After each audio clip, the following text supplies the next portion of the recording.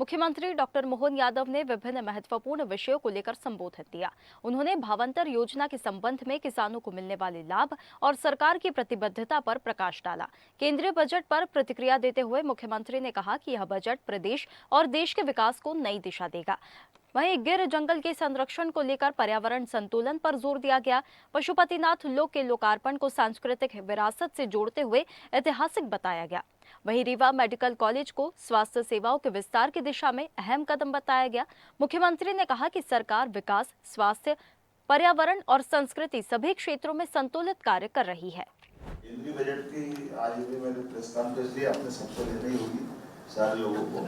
केंद्रीय बजट की बहुत बड़ी, और ऐसा लगा केंद्रीय बजट ने हमारे बजटों की उस सिलसिले की लाइन पे आगे बढ़ा है। कमोबेश हम सब वो जो करते जा रहे हैं उसी का हिस्सा इस तरह से उसमें लिया है। जीडीपी बढ़ाओगे तो आपको अपना मिलेगा। राजनीतिक हस्तक्षेप के बजाय वित्त आयोग की सूचनाओं को लागू करके उनके सुझावों को एक इसी पशुपतिनाथ लोक का बहुत अच्छा लोकार्पण हुआ। ये आपको कभी मौका मिले और इतनी एक अच्छी चीज बने कि पशुपतिनाथ की प्रतिमा का दोबारा शरण नहीं हो, इसलिए पूजा पाठ से बचा करके इन्होंने नीचे जल भरा के वहां से पाइप लगा करके आपको जल चढ़ाना, तो जल चढ़ाओ लेकिन प्रतिमा पे नहीं चढ़ेगा, तो प्रतिमा का शरण टुकराइए। और अच्छे सबने मिलकर के निर्णय किया, बड़ा भव्य बन गया है, वो बड़ा अच्छा ओपन थिएटर है, प्रतीक्षालय, प्राथमिक चिकित्सा केंद्र है, शिव लीलाओं पर आधारित कम्युनल वाल है, पशुपतिनाथ महादेव की प्रतिमा का इतिहास, अलग अलग क्या क्या मुख से कौन कौन सी भावभूमि में दिखाई देती है, सत्संग भवन, उद्यान, शिव स्तंभ, बहुत अच्छा बना बढ़िया। उसी के साथ साथ मैं गिर भी गया था, गिर के जंगल की व्यवस्था देखी। एक अपने यहाँ ये जरूर इसको आप ये फॉरेस्ट को करवाना। गिर ने क्या करा कि गिर ने एक छोटी सफारी भी बनाई, तो ऐसा लाइन नहीं दिखता उसमें, तो छोटी सफारी में घूम गए। और 14 उनने रेस्क्यू सेंटर बनाया, तो रेस्क्यू सेंटर में भी तो जो बाहर से आ रहा है उसको कहने के तो दिख ही जाए। जैसे अपने यहाँ से कोई मान लो बांधवगढ़ जाए या खाना किस लिए जाए तो दिखे नहीं दिखे 8 दिन तक, तो वो फिर परेशान होकर निकल जाए। लेकिन रेस्क्यू सेंटर पर इसका प्रयोग उन्होंने अच्छा करा। बाकी कुल मिलाकर के अच्छा प्रयोग हुआ, आनंद आया इसे पर्यटन के माध्यम से। गुजरात में ये अच्छी चीज रही, मैं गया था गुजरात, और गुजरात में माननीय मोदी जी ने 2 चुनौती के काम किए, हमारे लिए भी एक काम की चीज है।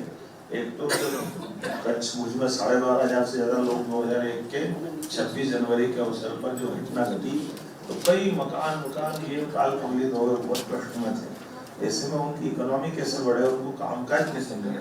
और ये खास बात है कि कच्छ का जिला उनकी पूरे गुजरात की आबादी का 1/4 अकेला एक जिले में ही है, लेकिन किसानों की खेती के रकबे भी उनके अपने खाते में नहीं, क्योंकि सब ऐसी लैंड है जो कोई कहीं भी जानवर चढ़ाओ, कहीं भी कुछ करो, क्योंकि कुछ है नहीं जाता। ऐसे में आमदनी बढ़ाने की दृष्टि से लोग छोटे छोटे रोजगार, माताएं बहनें बहुत अच्छे प्रकार से उनकी चीजें बनाती करती है।